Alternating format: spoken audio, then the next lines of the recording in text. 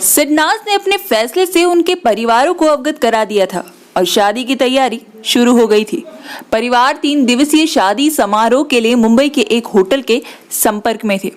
TV अभिनेता सिद्धार्थ शुक्ला के असामयिक निधन से बॉलीवुड में रूबरू हो रहा था, लेकिन सुर्खियों में शहनाज गिल का दिल टूट गया, जो दिवंगत अभिनेता की प्रेमिका होने की शनिवार मीडिया इस मार्मिक कहानी से बौखला गया था कि सिद्धार्थ और शहनाज इस साल दिसंबर में शादी के बंधन में बंधने की योजना बना रहे थे। इन खबरों की माने तो दोनों की सगाई हो चुकी थी और उन्होंने अपनी शादी की तैयारी भी शुरू कर दी थी।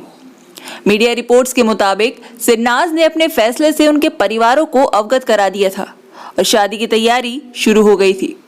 परिवार 3 दिवसीय शादी समारोह के लिए मुंबई के एक होटल के संपर्क में थे।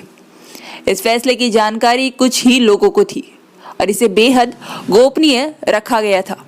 शहनाज की हालत पर उनके कई इंडस्ट्री फ्रेंड्स ने कमेंट किया है। अपने राज्य के बारे में बात करने के लिए बिग बॉस की पूर्व प्रतियोगी अभिनेत्री जसलीन मथारू थी, जिन्होंने शहनाज के साथ मुझसे शादी करोगी में काम किया था। जसलीन ने सिद्धार्थ के घर जाने के बाद कहा कि उन्होंने शहनाज से बात की थी और ऐसा लग रहा था कि वो किसी और दुनिया में खो गए हैं। उन्होंने कहा, मैंने शहनाज से बात की लेकिन वो अच्छी स्थिति में नहीं है।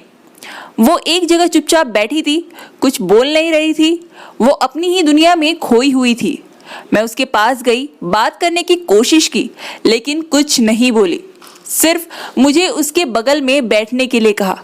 शहनाज को काफी परेशान देखकर जसलीन ने उन्हें लेट जाने के लिए कहा। जसलीन बोली, उसने बात मानी। वो इतनी थक गई थी कि तुरंत सो गई।